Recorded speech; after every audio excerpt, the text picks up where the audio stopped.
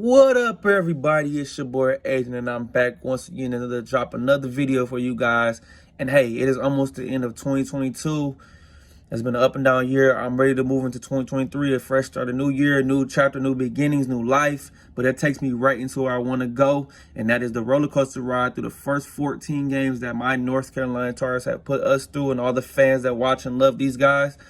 It has been up and down. They suffered a 76-74 road loss to Pitt, which moves them to 9-5, moves Pitt to 10-4. Pitt's 3-0 in the conference for the first time since 2015-2016. We fought a 1-2 in conference play, which we won't get our next home game against Wake Forest Wednesday. So it's a long time between them. The guys can get their act together. They got about five days off to figure this thing out, but they have been the most underwhelming, underachieving team this year so far, and I can put Creighton in that category too. But just the mere fact that we were ranked 1 says it all. We've already had 5 calendar losses in this year. So what does that tell you? This game was up and down. North Carolina lost by 2.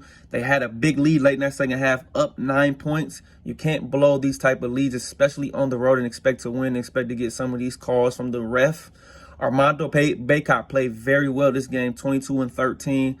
RJ played okay. Caleb only had 9 shots. It might be a career low for field goal attempts, saying that he was leading the ACC in scoring and only came up with 9 points. So he has to be better. Collectively, they all have to be better. Larry Nance was out late in that game. He looked like he hurt himself. I don't know what exactly it was, how serious it was, but it was serious enough to keep him out for the rest of that game. And the biggest key to this game, one, was letting them hang around. Pitt kept fighting and fighting and fighting. I thought Carolina would put them away, but they haven't been able to do that all season long. It doesn't matter who it is. From the Citadel, played them tight early, to UNC Greensboro, UNC Asheville. Everybody's played them tight this year. They just cannot seem to just put teams away and put their foot on the gas unless it was a Citadel. But that was very late in that game, and that team's not very good.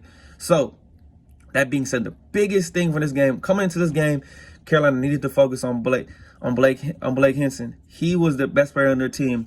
He played pretty well, 17 points, but Jamarius Burton scored a career high, a 6'4" senior guard. 6'4" senior guard. He scored a career high 31 points against Carolina. He got anything he wanted. Driving to the basket, he got it. And ones, he got it. Up and unders, got him. We could not stop him. We had no answer for him. This defense has to be better collectively if we wanted to get it together.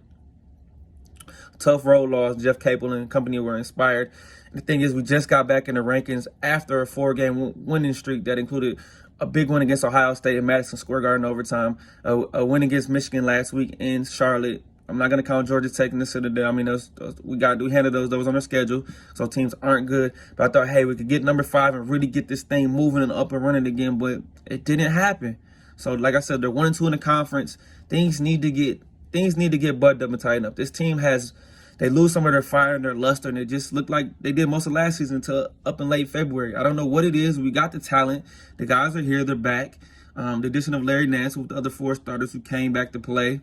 They just really need to wake up before they wake up, and it's going to be too late. The resume is not good right now. 1 quality win over Ohio State. We have plenty of time to turn it around. Like I said, it's going to start with Wake Forest on Wednesday at home, which they need to win that game. Wake came off with a big win a few weeks ago against Duke. So we'll see what happens, but Hubert needs to get these guys fired up. And the one good thing I will say is that returning the page in 22-23 is when conference play is really about to ramp up. So hopefully they can string some big wins coming along these next couple weeks, this next month, where they have 7 games in the month of January. I expect them to, at the worst, go 6-1. They really need to put their foot on the gas and turn up, man.